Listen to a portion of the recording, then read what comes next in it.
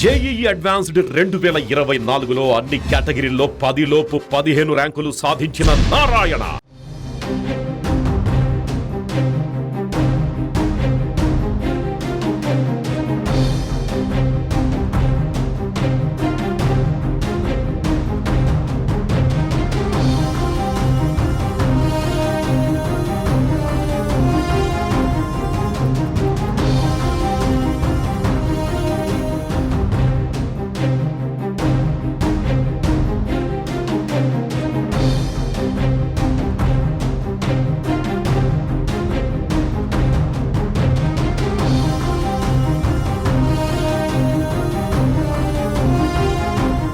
కొన్నేళ్లుగా సస్పెన్స్ గా మారిన విశాఖలోని రిషికొండ భవనాల తలుపులు తెరుచుకున్నాయి. రిషికొండలో గత వైసీపీ ప్రభుత్వం నిర్మించిన భవనాలను కూటమి నేతలు పరిశీలించారు. ఈ భవనాన్ని రిషికొండను తొలచి నిర్మించారని అప్పట్లో టీడీపీ ఆరోపించింది. అయితే ఈ భవనాన్ని తాజాగా గంటా శ్రీనివాసరావు పరిశీలించారు. 500 కోట్ల రూపాయలతో ఈ భవనాన్ని నిర్మించారని, ముఖ్యమంత్రి క్యాంపు కార్యాలయం కోసమే ఈ భవనాన్ని నిర్మించారని ఆయన తెలిపారు. ఇంత పెద్ద ఎత్తున ప్రజాధనాన్ని గత ప్రభుత్వం దుర్వినియోగం చేసిందని గంటా శ్రీనివాసరావు ఆరోపించారు.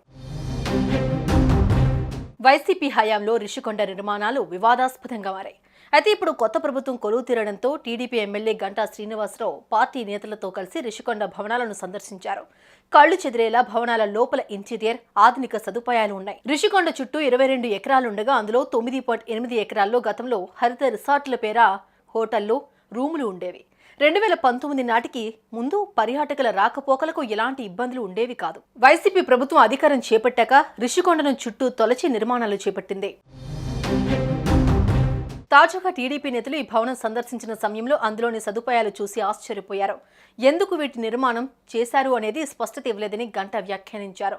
ఇక ఇప్పుడు టీడీపీ కూటమి ప్రభుత్వం అధికారంలోకి రావడంలో రిషికొండ భవనాలను ఏం చేయబోతుంది అనేది ఆసక్తికరంగా మారుతోంది.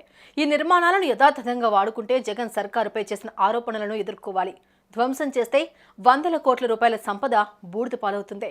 ఒకవేళ అలా చేసినా విమర్శలు ఎదుర్కోవాలి. అందుకే రిషికొండ అంశంపై తాజాగా కూటమి పార్టీల అగ్రనేతల్లో తర్జన భర్జనలు జరుగుతున్నాయి.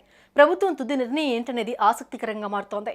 500 కోట్ల రూపాయల ఖర్చుతో నిర్మించిన ఈ భవనాలను కూటమి ప్రభుత్వం ఎలా సద్వినియోగం చేస్తుందనేది కీలకంగా మారుతోంది. మరోవైపు దీనిపై విచారణ జరపాల్సిందిగా ప్రభుత్వాన్ని TDP MLA Ganta Srinivasa Rao demand చేశారు.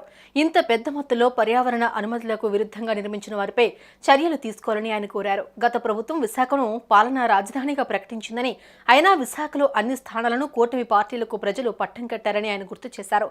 రాజధాని కంటే అభివృద్ధి చేయడమే ముఖ్యమని ప్రజలు తమ తీర్పు ద్వారా స్పష్టం చేశారని గంటా శ్రీనివాసరావు తెలిపారు.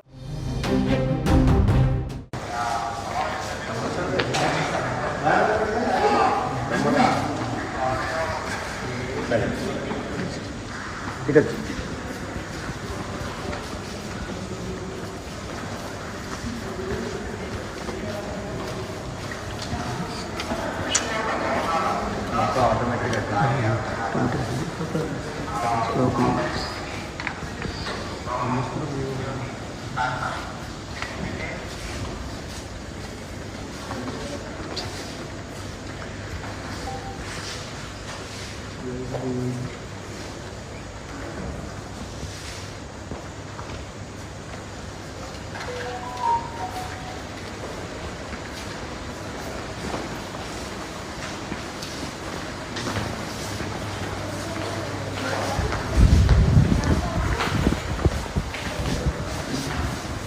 సుమన్ టీవీలో మీ పర్సనల్ అండ్ బిజినెస్ ప్రమోషన్స్ కోసం కింది నెంబర్కి కాంటాక్ట్ చేయండి.